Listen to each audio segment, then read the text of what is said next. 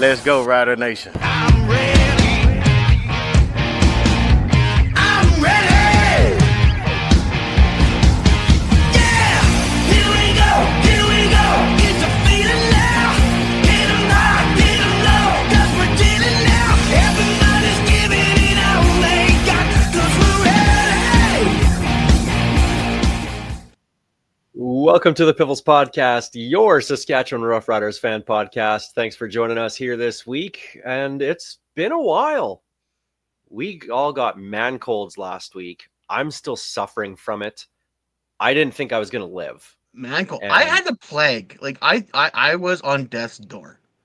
Let's be posted- honest. I was I on death's posted door. that meme last week of the Undertaker behind AJ Styles, and the Undertaker was the MF plague. That's exactly what happened. I honestly thought I was going to die. I just didn't want to be here. No, I'm just kidding. I was also feeling like complete garbage. So it was a good week off. And it was kind of nice because we normally record on Tuesdays. We're recording this on Wednesday night, but literally everything happened on Wednesday the way that it was supposed to happen. The Riders wait for us to post our episode, and then they make all their announcements. Well, joke's Fooled on you, Craig. them. We were all sick. Yeah, we fooled you. Yeah, we got you. So now, waiting the Sucker. extra day this week, we have all the news to talk about for free agency, and there's a ton of it. We'll get to that in just a little bit here. Thanks for joining us here, watching on YouTube, on SaskTel Max TV on demand, listening wherever you get your favorite podcast. We appreciate it, all 7 of you. Piffles Podcast is brought to you by our great friends at Dairy Queen on Elphinstone Street and Sask Drive in Regina. Oh, I can still feel it, Matt. I just don't feel like myself. Haven't shaved in like a month, which isn't out of the norm, but I think I'm past that itchy stage now. So it just might stay. You should grow out a full beard, like full big beard. Did we know each other when I did that? Oh, probably. It was pretty bad. Like it was like down, like you thought Kyle Orton had a really long neck beard. Like he had nothing on me. I have pictures. It's not flattering at all. Maybe I should do that again. I got nobody to impress.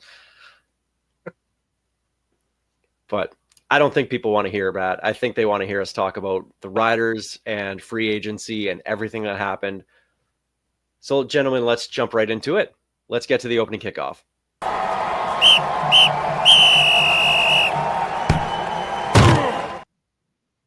And of course, you know where you can find us on all the social media, Blue Sky. We're gonna try a TikTok. Yeah, it's all up there. I thought you were trying to interject. Yes, No. everything up there. Piffles Pod. You'll be able to find us. I'm very trying to be easily. helpful, Alex. It's First time kind of for everything. working. Yeah, it's kind of working. I'm not used to it, so that's what's throwing me off here. I lost my train of thought. Where do you guys want to start? Do we want to start with the official free agent signings, or do we want to go back and talk about all the other signings that Jeremy O'Day and the Riders have had over the last couple of weeks? Where do you guys want to start?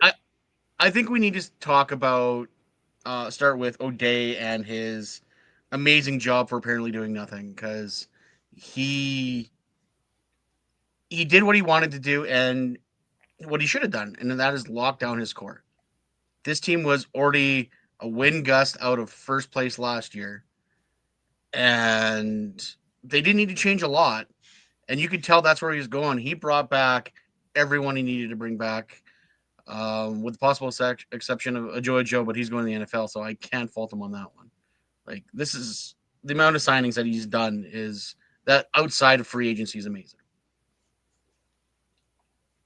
Okay, well, we'll start there. Outside of free agency, everything leading up to the I guess it included the Ed Hervey tampering window.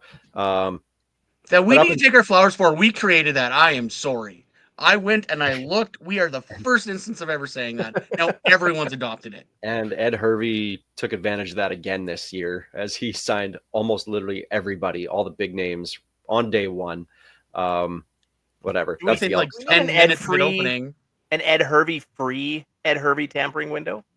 Yeah. Like, we need to give everybody else a week to maybe talk to free agents before he gets his mitts on them. Yeah, he signed everybody. But going with J.O., going with the Riders, let's start with the defense. So the big one to me was obviously keeping Marcus Sales, defensive back, because that's your lockdown corner. He, outside of Roland Milligan, Marcus Sales was the best player on the Riders last year. And that's pretty impressive to say when, you had the Jameer Thurman and Micah Johnson playing both sides of the ball.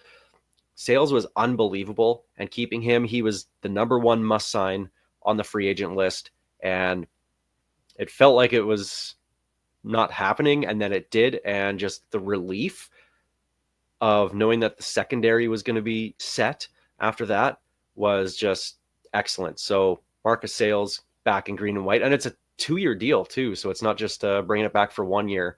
It's 2 years, which is great. And the nice thing about that is the interviews after, he goes, the Riders took a shot on me. Like, after BC cut him and after he had that very, very poor first game, Mace and the Riders stuck with him. And all of us, especially after that first game, we're going, come on. Like, like, we're not saying cut the guy, but maybe he shouldn't be starting the next game. Well, the next game, he turned it around. So, like, the Riders showed faith in him, and he's showing faith in the Riders to be here for another 2 years. And that's awesome to see. If you gave me a list of 10 names of free agents, he was at the number one spot. That top one must sign guy. He was an absolute lockdown out there. And it considering again how his career in Saskatchewan started, for us to be sitting here talking about all-star Marcus Sales or all CFL, I can't say that. That's still ridiculous. He's an all-star. Good enough. It's always all-star, but to see the change from that first game to where he ended the season, I think all of Rider Nation had a nice breath of a sigh of relief when that went through. And sticking with the defensive secondary, the surprise one, the other guy who's going to probably start at cornerback on the other side, Tavon Campbell coming back home. Of course, he was a Rider back in the Chris Jones days, I think it was. Went to Montreal, had a couple good seasons in Montreal, and then went to the NFL, has been there for the last 6 years. Had a pick 6 on Joe Flacco, I think. Not like that's an impressive feat. Lots of guys have had that over the last. Who didn't? Yeah. But Tavon Campbell made quite a name for himself in the NFL, and he's coming back. So that was a surprising one to me. But that opens up a ton of possibilities here in the secondary, because Campbell's probably going to play one of the corner spots, obviously opposed to Marcus Sales on the opposite side there. We have Roland Milligan, you have DeMarcus Fields at your halfback spots. Now, a lot of people are talking about maybe Campbell plays safety because everybody wants to move on from Lacombe. That, I don't think that's going to happen. I think Lacombe is still the starter / rotational starter with Jaden Dahlke and Jackson Ford. And then you have Tavon Campbell. So they're able to start 2 Canadians in the secondary. Again, gives them a ton of flexibility. You don't have to start A.J. Allen at linebacker now. You can go with 2 Canadian receivers instead of 3. And it opens up so many doors. So for this one, for J.O., was a bigger signing than I think it's been made out to be, because it does allow so much ratio flexibility. And definitely, and then you also have the option of, let's say, God forbid, Campbell goes down. Well, they re-sign Cozy Onyeka, who can play corner if in a pinch. Or you slide out Lacombe out to the corner, where we say that's his natural position, and you still have Dahlke and Ford. That is, I put together that way too early depth chart, and based on the signings, it was way too early because I got to make a bunch of changes to it now with some of the guys we picked up. But J.O. has competent Canadian depth in all positions. It's not the only where there's a Canadian where there's no backup is running back for Bertrand Huden, and he's basically the third guy anyway. So, there's a ton of flexibility there. It's awesome to see. And it was kind of a shock signing, and Jeremy O'Day mentioned it in his presser today that he didn't expect Tavon Campbell to be available for the Riders to sign, and for them to jump on that when he was available was an instant boon to the Canadian ratio. And we'll get to another name that he also said wasn't expecting to be available. Thanks, Calgary. But what it does when you lose a guy like a Joe, and you start questioning that third Canadian in the receiving core, now all of a sudden you don't need to force guys in there because you've got the two in the defensive backfield. You're going to have three along the offensive line. It opens up so many doors and so many options that can only improve this team going forward. Okay, and the guy you're talking about, available from Calgary, Mike Rose at defensive tackle. That was a big one. We all kind of figured that was going to happen because after Calgary cut him before he was due his bonus, he followed the Riders on Instagram, and then his wife followed the Riders on Instagram. They don't follow any other CFL teams. It was just the Riders. So figured something was up, and True investigative journalism, guys. That happens at Piffles Podcast. yeah, we scoured social media for seconds to find that out. I think somebody else did, and I just found it on Rider Fans. Maybe that was it. I don't remember, but somebody else did the work for us, and we're going to take credit for it. But Mike Rose, and then obviously re-signing Micah Johnson. So going on the D line. So your tackles now all of a sudden are Mike Rose and Micah Johnson, who both are still playing excellent football. Mike Rose, I know his sacks were down this year. They were down across the board or in 2024, but was still, I mean, he had 6 sacks. That was what the Riders leader had. And the league leader had, what was it, 8, I think. So, and this is coming from a tackle position, which generally they're not the league leaders in sacks. So Micah had 6. He was our team leader. Yeah. So you got Rose and Johnson in the middle, and we talked about Shane Ray on the last episode that we were here. On the one end, you have Malik Carney at the other. I listened to that song right after we did that show. Oh man, I love that song so much. So the D line is pretty set, and then of course you have the depth pieces as well. The Lake Corte Moores, the Benoit Marions, guys that are going to come in. Baldonado, who was fantastic last year. Look at the rest. You have other guys like Eric Black, Rondell Bothroyd, Caleb Sanders in the middle too. Charbel de Beer, of course. And so they've got some talent there and some good depth pieces. So for them to lose Miles Brown, who went to Calgary in free agency day 2, not a big loss when you look at what they do have. So the defensive line, to me, is set. And don't get me wrong, I love Brown. Like, Brown was one of our better players last year until all the drama happened. So I don't think he needed. He was afraid to hit a quarterback.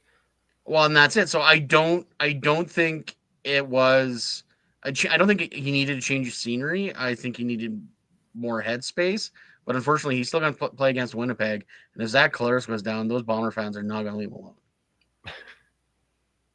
They don't leave you alone either. So, well, one of us deserves it.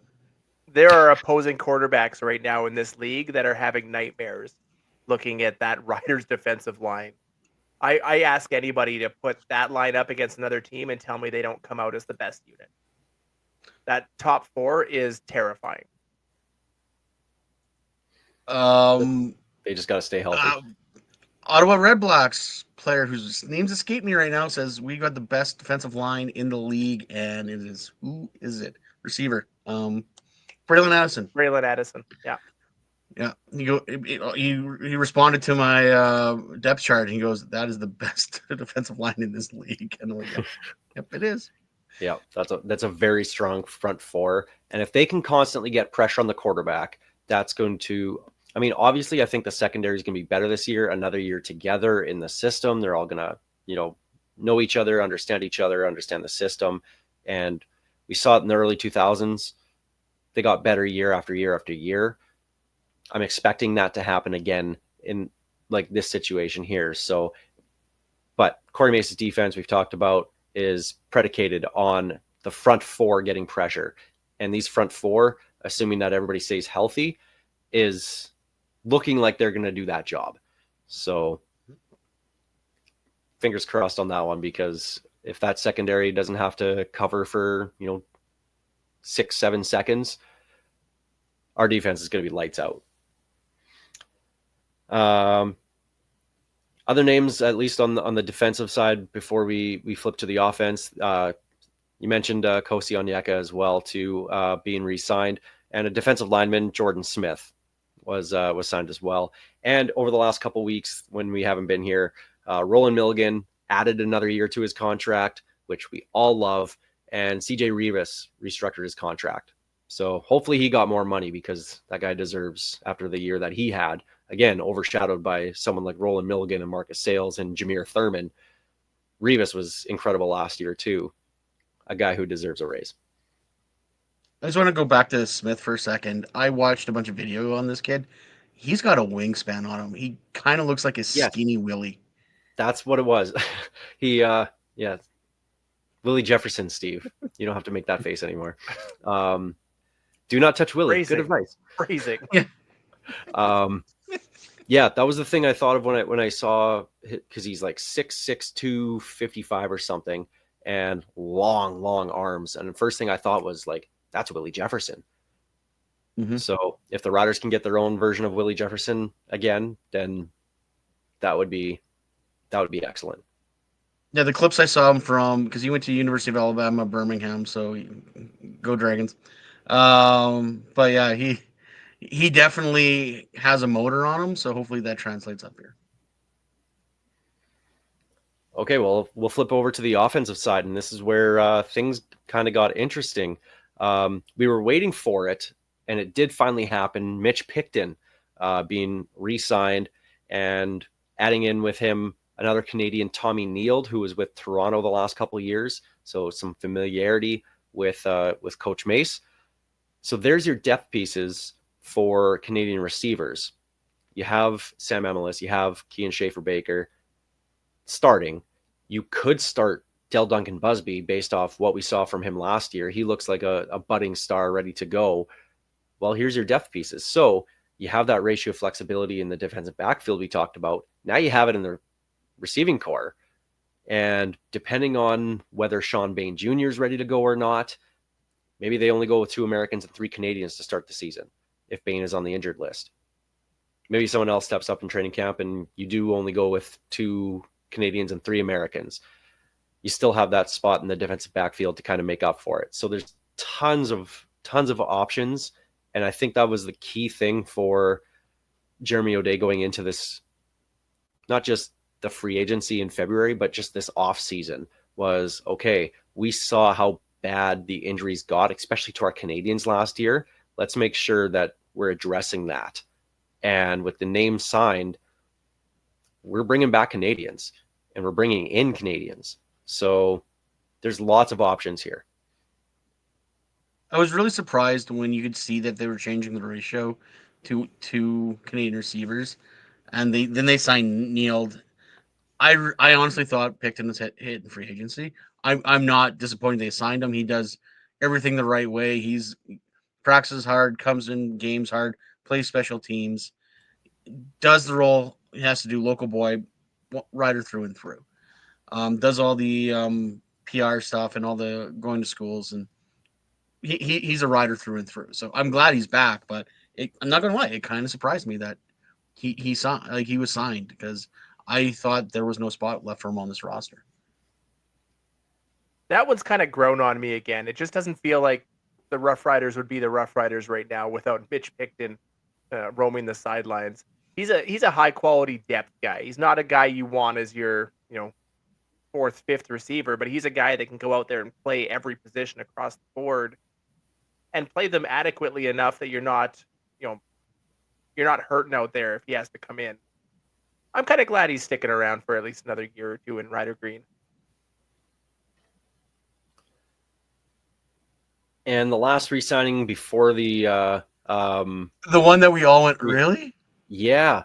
Mario Alford, kick returner, back. Now, of course, Devontae Dedmon re-signed with Ottawa. Janarian Grant re-signed with Toronto. Peyton Logan, we heard, was going to go to Calgary. Go from Calgary to Winnipeg. So Mario Alford staying in Riderville. A lot of people, myself included, thought the team was going to move on from him. Where are you guys at now that this is like a week and a half old? Not a I'm whole lot has changed. Yeah, I'm okay with it if we get early Mario last season when he was returning for touchdowns, but they were coming back because of penalties. I don't want. I don't know if he after that he was like, screw it, I'm not doing anything until these guys learn how not to hold anyone, or if he got hurt because he went from like scoring what should have been touchdowns to running straight for the sideline. So I don't know if he was injured. I don't know if he was nicked up. But hopefully he comes in this year ready to show that he's still Mario Alfred because he can be a game changer. He put us in some very good situations when he was running downfield as opposed to the sidelines. This is going to absolutely be a show me type preseason if you want to get me excited about Mario Alfred this year. That last half it rubbed me the wrong way. It seemed like every time he got the ball, it was instantly one edge or the other, or just directly sideways. There was none of that north-south stuff that he's, made his breakfast for the last few years. Just something seemed off, and maybe you're right. Maybe it was injury. Maybe it was he grew tired of running 60 yards for nothing. But he's going to need to show me something in preseason. Otherwise, I hope they bring in a lot of competition.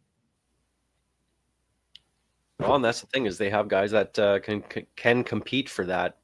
Dante Myers is one of them, especially him being kind of a smaller guy, but he can contribute on offense as well too. And that to me, that's the benefit of maybe having someone like a Dante Myers as a returner. Winnipeg with Peyton Logan now. Okay, well he's going to pitch in as a running back. He's going to catch some swing passes. He's going to be active in the game plan.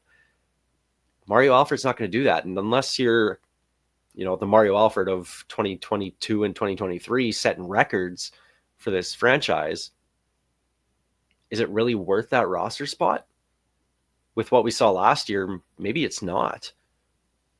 We don't need the Junior Murtile of kick returns. No. And I don't know. I hope that the motivation is there for him. Especially, maybe hearing us, seeing other comments online, because there are people that are far harder on him than we are. And maybe he's seeing those, and that's the motivation he needs to get back to his old self. But I guess that's what they have training camp for. So if some of the younger guys can come in and outplay him, maybe he gets cut. Who knows? But I think Deshaun Mims is the prototype Mario Alfred. Small guy, fast guy, can cut on a dime, but pure rookie. So we'll have to see what that brings. Yeah. But training camp will be interesting for kick returner to see if anybody can push him out of that spot or push him to be better. So that'll be one that's going to be interesting to watch in training camp, but that's couple months away. Okay, well, let's get to the actual the free agency signings, the proper free agency signings, if you will. So can I just say one thing before we go down the list? I Yes. love that our major signing is a short yardage quarterback and offensive lineman. Well, going into free agency, we kind of figured that Jo, especially with what he did in the offseason up to date, wasn't going to be busy, wasn't going to be after the Kenny Lawlers, the Eugene Lewis, the big name guys, right? We thought he was going to be pretty quiet, hoping that maybe he gets no lineman, and he surprised us by getting two. But we didn't think that there'd be a lot. I look at this free agency list, and I look at the Elks that are doing like a full team dialysis, like just shoveling everyone out and shoveling new stuff in. And I'm like, I like our roster. Like, I got a bunch of Bomber fans in my mentions when I said I liked what O'Day did, and I really love what Walters did because all they did was get older. So I am very happy with what Jeremy O'Day did this year. Yeah, kept the core. It's a great group of guys that were a win gust away from first place, and we're in the West Final last year after two, with a lot of that same core, two back-to-back 6 and 12 seasons. So they're obviously growing as a team and ready to take that next step. But Short yardage quarterback. We'll start there. Something since 2018 I've been harping on this team. It doesn't matter who's behind center. It doesn't matter who's on the offensive line. It doesn't matter who's the head coach. It doesn't matter who's the offensive coordinator. This team cannot get a yard when they need it. They've had that problem for almost 8-9 years now. Bringing in Tommy Stevens, the guy who had a 69-yard run against us in Calgary when Nice. Steve, Yep. you and I were there. Yeah, it was nice. Not when we were there. That sucked because I was basically. That's when I started drinking, thinking we were doomed. Things turned around really fast that game. But Tommy Stevens, Indeed. big dude, shores that up, which I did not see them going after a quarterback at all in free agency. But to the one that they go after, probably very cost efficient, has the familiarity with the Jake Mayer and with Mark Mueller. So there is that continuity there, which I like. And this guy is an absolute beast. I think he posted the stats himself. I don't have them in front of me, but like 62 92 of 64. Yeah, 92% or down. something like that. Yeah. On third downs, he's converting 2 them. turnovers in 3 seasons as a short yardage guy. We have that in a game sometimes. And not only did they go out and get Tommy Stevens, but I love that they got the guy that created holes for him in Sean McEwen.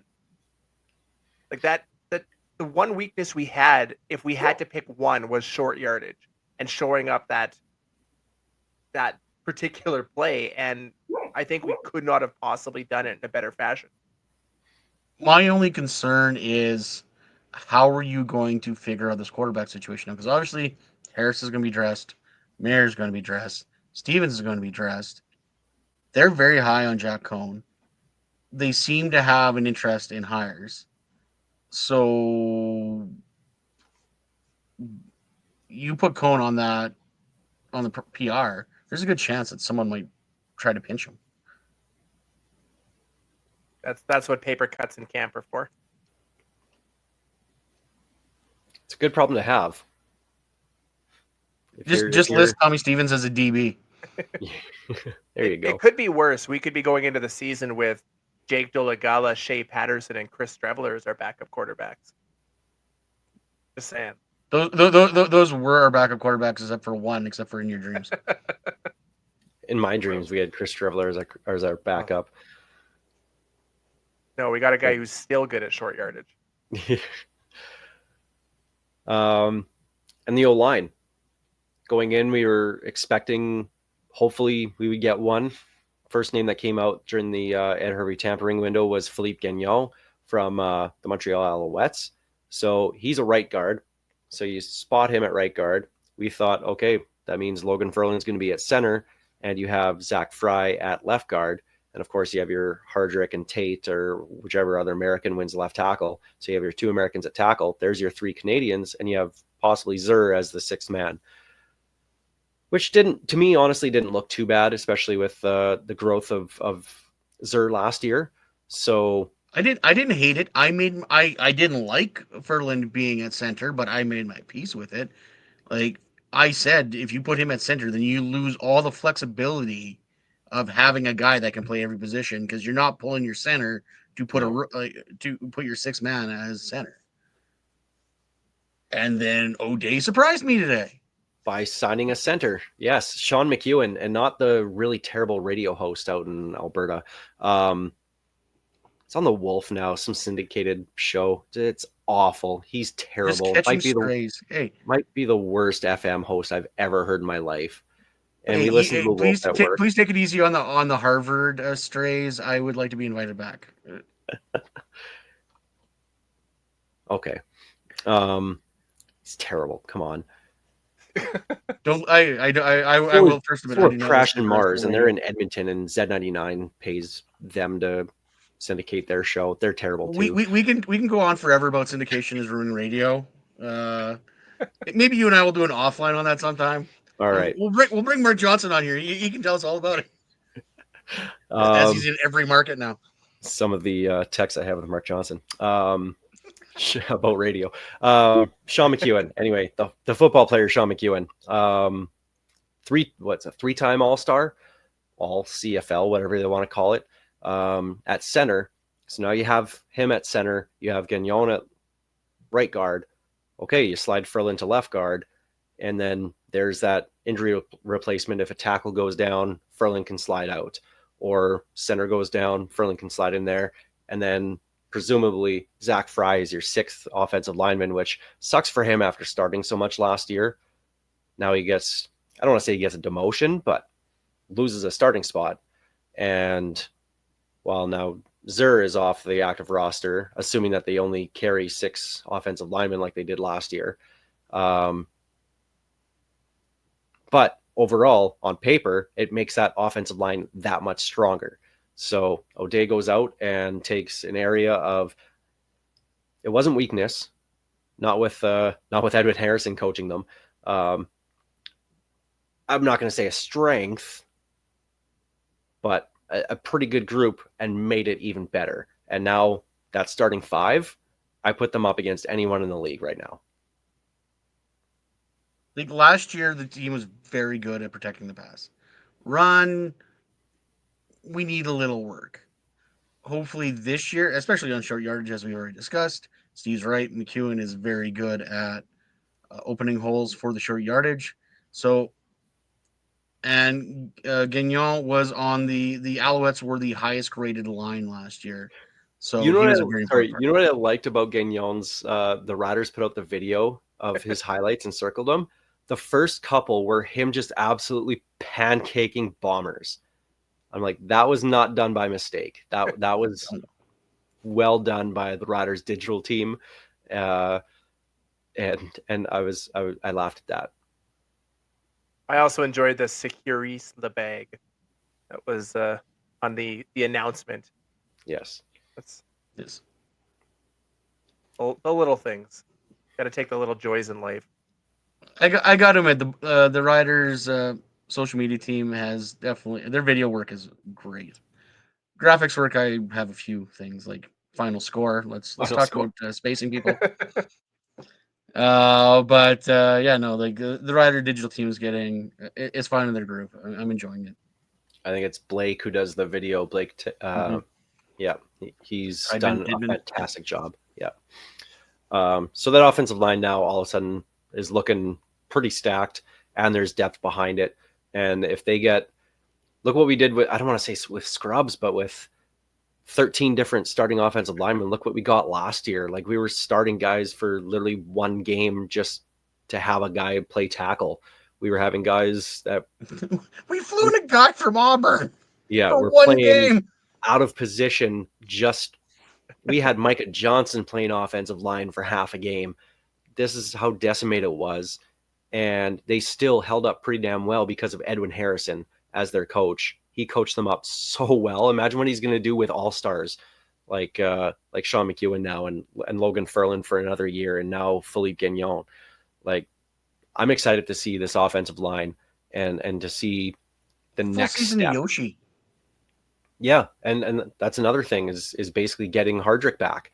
So that's almost like a free agent signing in its own because we didn't have him for most of last year. So Well, the one thing we talk about or you hear about in football is won in the trenches. That is everybody says it. That is the known fact of football. And Jeremy O'Day went out and made our offensive line and defensive line, if not the best in the league, right up there amongst them. I can't even begin to express my level of excitement going into camp now. Like he's done a fantastic job. And to the people that are still upset at O'Day's work, I don't know how or why or what you're on, but look at his track record now. it's looking pretty good right now. And Lord knows I made fun of O'Day not being able to find offensive linemen. Like the joke was he couldn't identify an offensive lineman unless he looked in the mirror because he was having a struggle trying to find guys. But he found them. They got a coach that can coach them up. Let's go. Like I am excited for this year because I may have already pulled the trigger on futures on the Riders on the Grey Cup. Nice. That's a bold move. Bold strategy, Cotton. I Plus hope it pays 700. off. It's all right. And one final signing that the Riders had it was on Wednesday is Kalen LeBourne, a running back. He was with the Ottawa Red Blacks last year. Only played 6 games, so I was kind of like, who? Looked it up. 6 games, had 310 yards rushing with a touchdown, had 152 yards receiving. So you add that up, do the math, which I did because that only takes a few seconds. 77 yards per game is what he averaged. You prorate that over a full season, that's 1,386 yards. So for saying who, this guy has some pretty big potential. Problem is there a spot for him on the roster? Now you look at running backs. You have AJ Ouellette, you have Raquel Armstead, you have Kalen LeBourne now, you have Thomas Bertrand Hudon, who's going to make the roster for special teams at the very least. They're bringing in Nice. They're bringing in Trent Penix, big American who basically replaces Clint Rakovich in terms of the size and the type of running back that he is, more like a fullback size in the CFL, but 6'2", 230, like he's a big dude. Okay, so where does Kalen LeBourne fit in? Is he just training camp fodder? Maybe. But if this guy is getting 77 yards per game on average in the CFL, well, does that maybe put some pressure on Raquel Armstead? Because maybe you can go a little bit well, I don't know salaries and whatnot, what these guys are making, but maybe LeBourne's making just a little bit less. Maybe you save a little bit of money there because they're not going to be able to carry all 3 on the active roster. If LeBourne's good with taking a practice roster spot, cool. I don't think Armstead's going to. So let's say in training camp, LeBourne outplays Armstead. Armstead's not going to take a practice roster spot. So there's a path here for LeBourne to be on the active roster. The irony of that is, I'm pretty sure LeBourne is the guy they brought in after they cut Armstead. Yep. So the fact that he's here now and he's breathing down Armstead's neck again is pretty funny. But yeah, if I'm Ouellette after his last season, I'd say rent don't buy, but we all know he lives in a trailer park. But like, I don't know what they're going to do, because if LeBourne outplays one of them or both of them, and Steve buys a jersey, what's going to happen? Not happening. Not happening. Oh, come on. I'm out of the jersey buying game.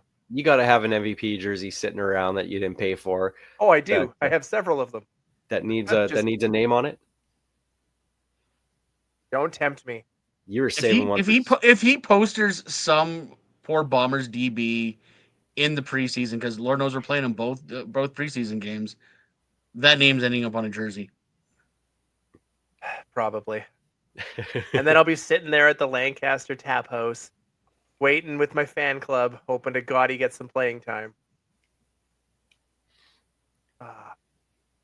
I still stand by Keith Toaster would be in the Plaza of Honor if the game was shot.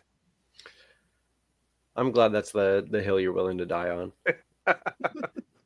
You got to go somewhere. But with the running backs, AJ Ouellette, I mean, maybe they 6-game him. Who knows? Just based off what we saw last year. Maybe there's a path for Armstead and LeBourne to both be on the roster. But AJ Ouellette's not going anywhere. I've seen people talk about, well, if LeBourne's the best one in training camp, cut Ouellette, save your money there. AJ Ouellette is not going to get cut. I can almost guarantee you that. It's not going to happen. Not considering they basically brought in the running back coach for him. Yes. Like, when you're looking at this is a championship type year for this team, Ouellette's not going anywhere. So running back all of a sudden is a pretty intriguing spot and battle in training camp, but I think it's more so for the number 2 spot and who they carry on the roster going forward after that. So that's with Kalen LeBourne joining the green and white. I really think if Armstead gets outplayed, he gets released. If it's anyone else if it's like LeBourne in 3 or Penix in 3, he ends up on the practice roster. Yep, I agree. Okay, well, there's the opening kickoff presented by Kathy Festian of Royal LePage Regina Realty. That was a long one. Let's get to our Churchill Brewing Company odds and end zones. So, following free agency, and at least the first 2 official days of free agency now, do the Riders still need to go out and get anything? Because people are still saying another defensive lineman, possibly an edge rusher, safety, which isn't going to happen. We've already talked about that, or receiver. Is there anything with the Riders, do you guys think, that they're going to go after in free agency and not just recruit? I keep on seeing that the Riders need a big name. I need a number one. Riders need number one. Riders need number one. Riders don't need number one. Like they don't need a Lawler. They don't need a high money receiver because they've got a lot of guys that could still get 1,000 yards. KSB is not that far from 1,000 yards. MLS is not that long ago from 1,000 yards. Bain is not that long ago from 1,000 yards. Like these guys are good receivers. You don't need an alpha, so to speak. They're all good. Like Keyshawn I don't Johnson. understand why everyone wants a big name money receiver. Keyshawn Johnson, prorate his numbers. He's an 1,100-yard guy. Dante Myers was on pace for 1,300 yards with the production that he was having before he got hurt. So, yeah, they have tons of guys here.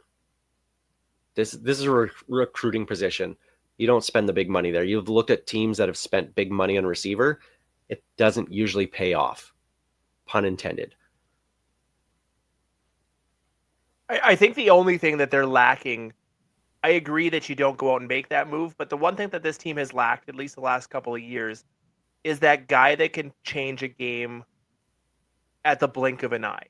We have 5 guys that can have big games at any moment, but we don't have that one guy that you know is going to go off for 120 yards and a score every game. He's going to just be that big game guy. Your Kenny Lawlers, your Geno Smiths. You know, there are guys like that, but there's no value in $250,000. Sorry, Eugene Lewis. Sorry, I don't know why I thought Geno Smith. Jesus, Took me a few Didn't seconds. apparently I say- need a nap. At least you didn't say Geno Melkin. Oh, this is what happens when we record at 10 o'clock at night. But I understand that the want for it. It's exciting to have a guy. I mean, look what Kenny Lawler did to everybody basically when he had the chance. What he did to us in the West Single-handedly Final. won the West Final, right? Like, yes, it's nice to have that, but I would much rather them spend the money like they did, upgrading the trenches Yes. and make it a better, more rounded team, and trust the guys that they've got, because the guys they have all shown flashes of greatness. I really think And that imagine Sorry, go a ahead. full year with that receiving core and Trevor Harris, not Shea Patterson throwing ducks. And I really do think that Keyshawn Johnson can be that alpha receiver. We saw the chemistry him and Harris had to end last year. He was the number 1 target. He was their top receiver. And I think he really could be that. Maybe he's the next, maybe not in that very, very top tier, but the next one down of CFL top receivers. He might not be the guy that's going to go for, Kenny Lawler's 400 or 4 catches for 200 yards and 3 touchdowns. But I think Keyshawn Johnson's a legit threat in this league to be a very top receiver. I really believe he is. I think Sam Emlis could be too. You've seen what he can do as well. Like he can run those deep routes and run them fast right past the defender. Like all Trevor Harris has to do is get him the ball and he's gone. Yeah, early in the season last year he had the case of the dropsies, but I think he can be one of those guys as well. He still got to 1,000 yards somehow. It was a very And quiet 1,000 yards. The guy for me, if we're going to talk about breakout potential number 1s, it's Dante Myers. Every time he was on the field, he was absolute money. He's my go-to, my breakout star for 2025. I realize that's kind of cheating given how he ended last year, but Well, you look at that. His coming out game was at tie in Ottawa. Like if it wasn't for him, it wouldn't have been a tie. Like we had a chance to win that game because of him, because he just came out of nowhere. Okay, well, let's just briefly go over former Riders now moving on to other teams that were free agents. So defensive back Amari Henderson to Ottawa, and defensive back Deontay Williams to BC. With what we have, yeah, I'm not too worried about either one of those. I'll pack their bags for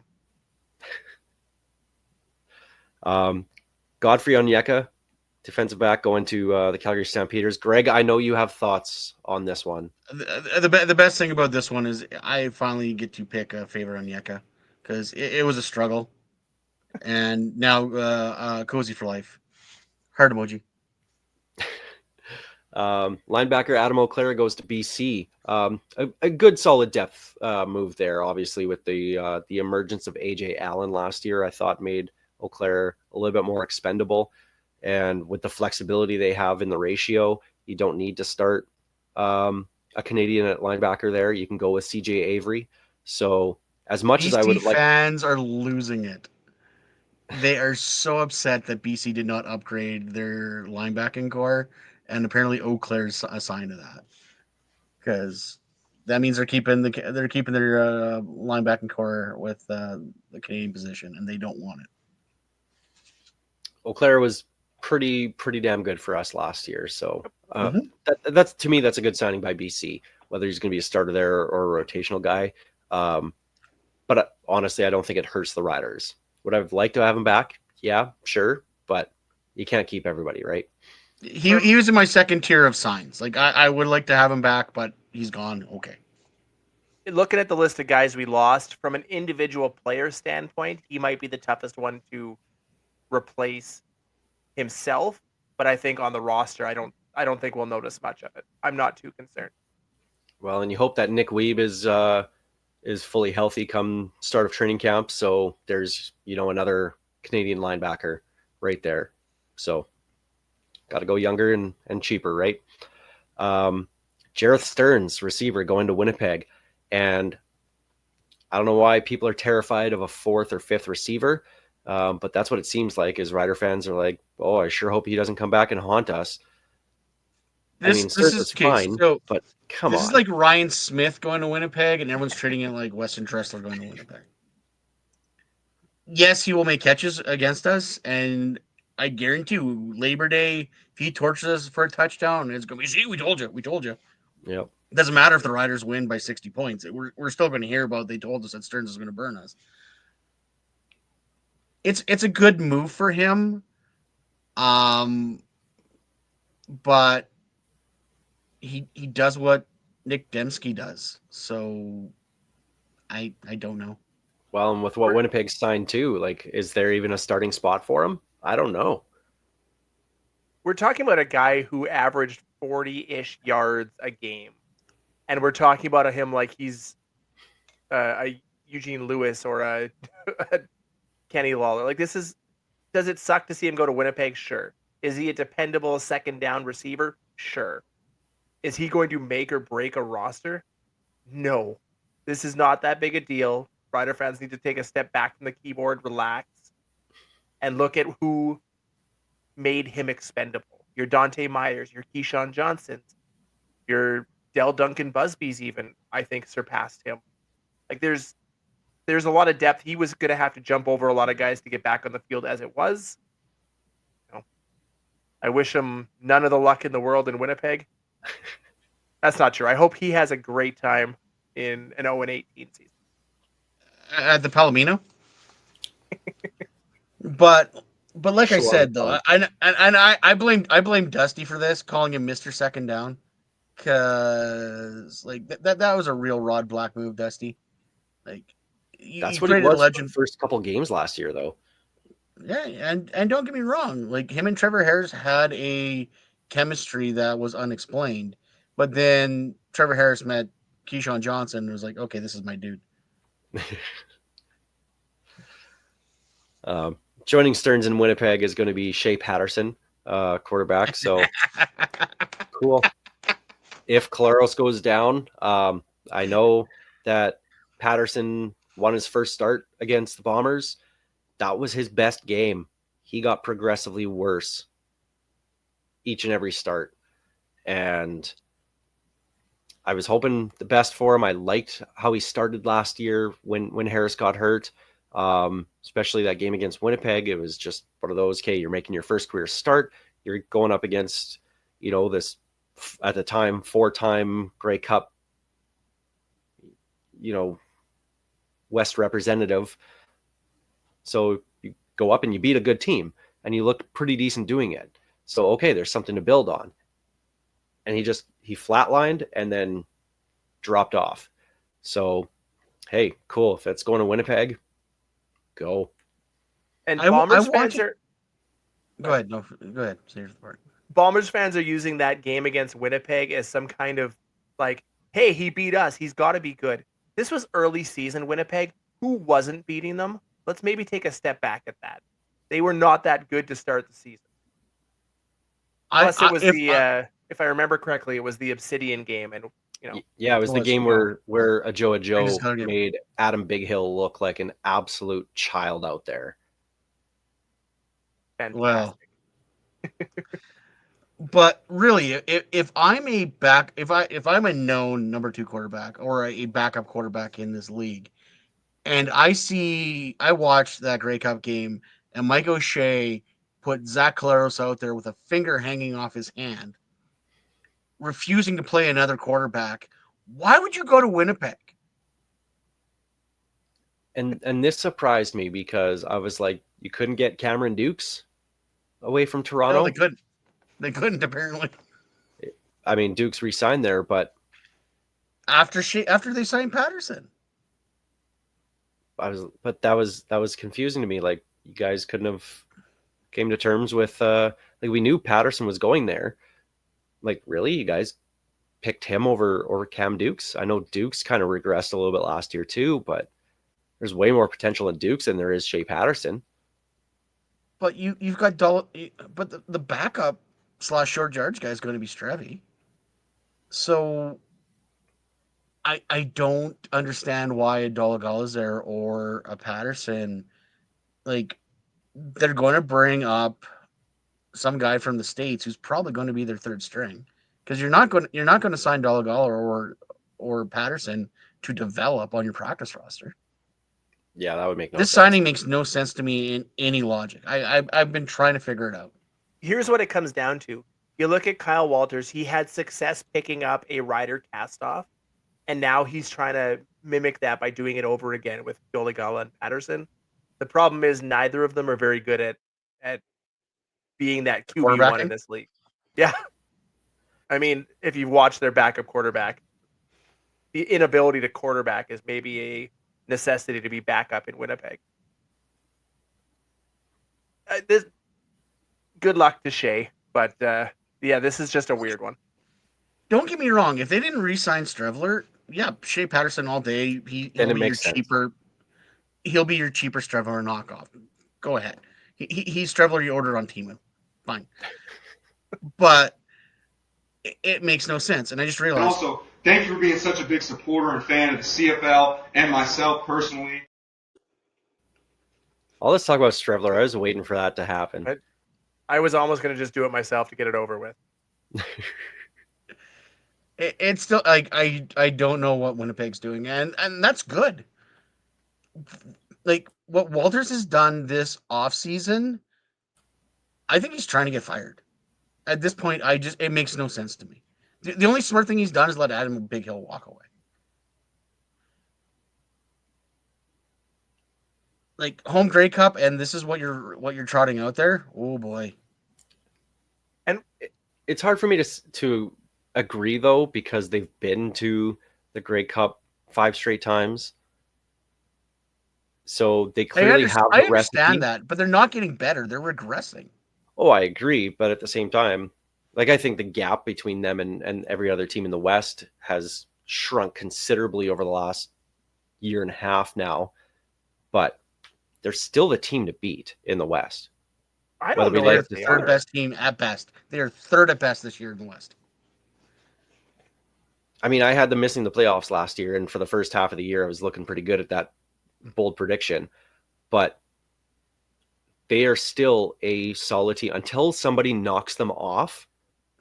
they're the Ric Flair. To be the man, you have to beat the man. And right now, nobody in the West can beat them. I think Every the one team in the thing that West they beat have them done last year, just well, no one counted. the one thing that they had done well over the last 4 or 5 years was they kept their quality guys. And this year they lost a ton of them. They lost Ford to Edmonton. They lost, was it Dobson to Hamilton, Lawler to Hamilton. Like, they lost a lot of big pieces. And it's just weird to me that in a Grey Cup year, that's the year they decide to start cutting the fat off the roster. It doesn't compute with me. Well, but here's the thing: they couldn't run it back this year. Like, they needed to start that transition, and I've talked about this with a few Bomber fans. They needed to start this transition 2 years ago. They needed to take the short-term pain of moving on from some of those older guys 2 years ago, so when they knew they were hosting the hometown Grey Cup, they could cash in. And they were too busy going, nope, we're going to ride this thing forever, and the wheels have fallen off. I hope it does. I really do. Until it happens, I'm still not sold Not on dancing it. on their grave quite yet. Not yet. Not like I was last My toes year. tapping to the music, though. My toes tapping to the music. Those first 6 games last year were just fantastic, and I hope that euphoria happens again. But enough about the Bombers. To heck with them. To heck, I say. Peter Godber going to Ottawa. So is defensive lineman Christian Albright going to the Red Blacks. Miles Brown, we mentioned, going to Calgary. And kind of the bigger name, Anthony Lanier, going to the Toronto Argonauts. But we all kind of figured that the team was going to move on from him anyway. You can't make the tub in the club. And since getting paid as the highest paid defensive player in the CFL, what did I say? You You can't make the tub in the club. Oh, well, you can't. You also can't well, make. you're not wrong. You're not wrong. If you're Yeah, in the you club, also can't make the club in the tub. So, But You know, at the same it's- time, I'm just curious on where they're putting him. Are they putting him at DN or are they putting him at DT? Because if I'm Toronto and I looked at his play over the last couple of years, he better be DT, because if you're putting him at DN, he's not as advertised. Let's put it that way. You know, the of those benefit to four, him there.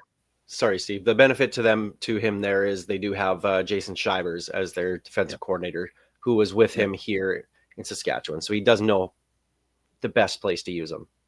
Sorry, Steve. that's okay. The only thing I'm going to miss out of those 4 names that you named there at the end is my phone on constantly auto-correcting Peter Godber to Peter Goober. That's I'm sad to see that go. But when they upgraded from him to Sean McEwen, you know, that's a massive upgrade. Anthony Lanier, you knew he was gone. The team had benched him for the last couple games of the year. There again, none of those names were really guys we were probably counting on to add much this season. So it's some more JO magic. He improved where he needed and let guys go that we just didn't need to hold on to. When they stopped the karaoke, we knew that Lanier's time with the team was done. Who's going to do that now? And one final thing, the whole salary cap fiasco. Salary cap goes up $400,000 for each team, which was great. Good to hear. Want to see these guys getting more money. The league's growing. Yes. Like, I've heard so much about the demise of this league, and no one cares, and it sucks, and football doesn't start until doesn't happen between Labor Super Day. Bowl and the start of NFL season. Yeah. Heard it all. The fact that remains is this league has made money, and enough money that you can pay for one Zach Caleros. And it's because of revenue sharing, which something that should have been done for a while, but now that it's happening, now that we have a couple owners with some deep pockets, that does help everybody overall. So, but apparently it wasn't known until 3 days into the Ed Hervey tampering window. I still find that so hard to believe, but I guess I the want to CFLPA grind my I defended the league saying there's no way that this happened that way. right? There's That no was way my this league initial is that thought, dumb, and apparently it was. which is very CFL, very on brand. But in their defense, the league's defense, the CFLPA has to sign off on where this money goes to. It could have gone to pensions. It could have gone somewhere else. They decided they wanted it to go to salary cap. Now, players could have reneged on those deals. They were only legally binding for the teams. They weren't for the players. The players could agree to it, but they couldn't sign it. They still had a couple days between the tampering window and free agency where they could have gone back to their other team and say, hey, they offer me this. I'm going to take it. Can you guys match or beat it? And not a single one went back on their word. I'm That we so know of. sad we didn't get a Scott That we know of. It's that we know of. Well, That makes no, me like so sad. there's still rumored signings out, rumored agreements out there that have not officially been signed yet. Some were because they're pending physicals. Well, and that's fine, but this could be Jake Hardy all over again. like a deal was possibly made, and it could change. But that being said, the fact that the CFLPA drug their feet on this, the fact that teams didn't know about this sooner, and I still have to believe the teams kind of knew something had to be coming because they know the financials. They had their meetings. So they had to know that depending on what the CFLPA is doing, there might be a boost in salary cap. So don't get me wrong. If this was announced like this week after the Hervey window closed and everything is legal and binding, then yes, Zach Caleros has every reason to whine about it. But the fact remains is there was still time to change things, and nothing changed that we know of. And I saw exactly one team and one person in particular complaining about it, and that was the Bombers with Zach Caleros. Nobody else had anything else to say about it. So he's just upset. He loses his best receiver, and he thought maybe some more money would have helped. Well, I doubt the Bombers were going to give Kenny Lawler $275. So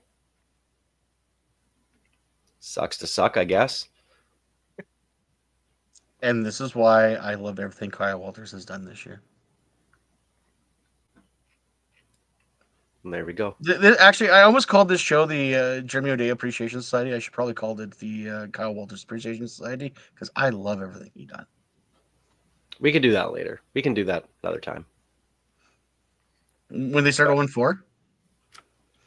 Start getting your tap shoes on and your dancing shoes, because I will dance on that grave. If they start 0-4 again, I'll be fully on board with you that this team is done. Of course, I did that last year, and look what happened.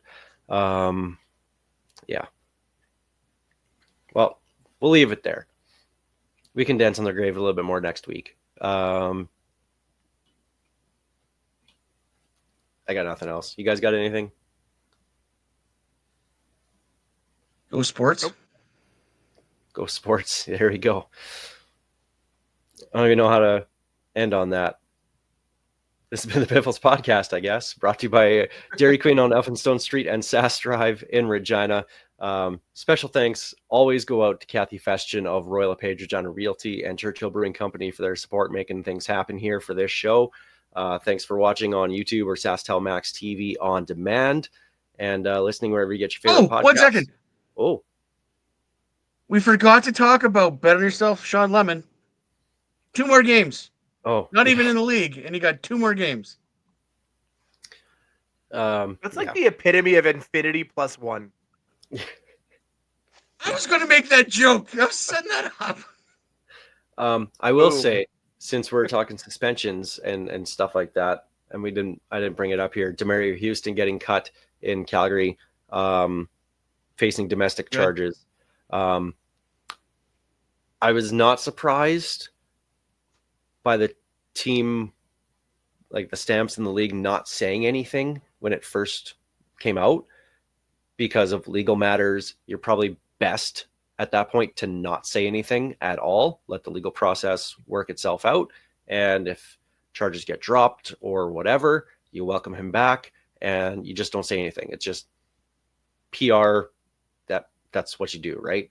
But the team did release him, and pending charges, who knows what's going to happen there. But good on the Calgary Stampeders for just saying, we're not dealing with this.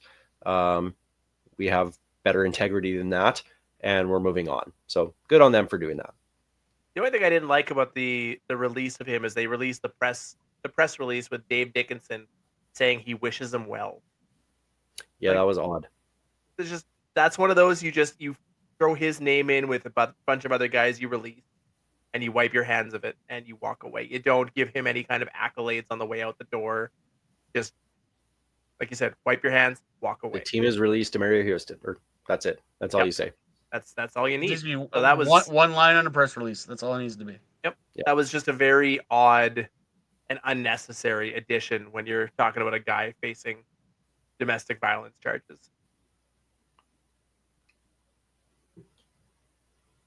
Okay, there you go. I think now that's everything. Question mark. Think so. All right. Well, if it's not, then write it in the document and we'll do it next week. We'll be back next week talking about I don't know what, because free agency will probably be pretty much done by then. So We'll be talking about whatever the Riders announce tomorrow. yes. So enjoy the And I signings don't. tomorrow. Well, free agents is so boring. I don't know why you want to take their time off work for it. But anyways. Yeah, there's no reason to report anything. It happened all last week. This is Ghost Behind Your Mind by Tyler Gilbert.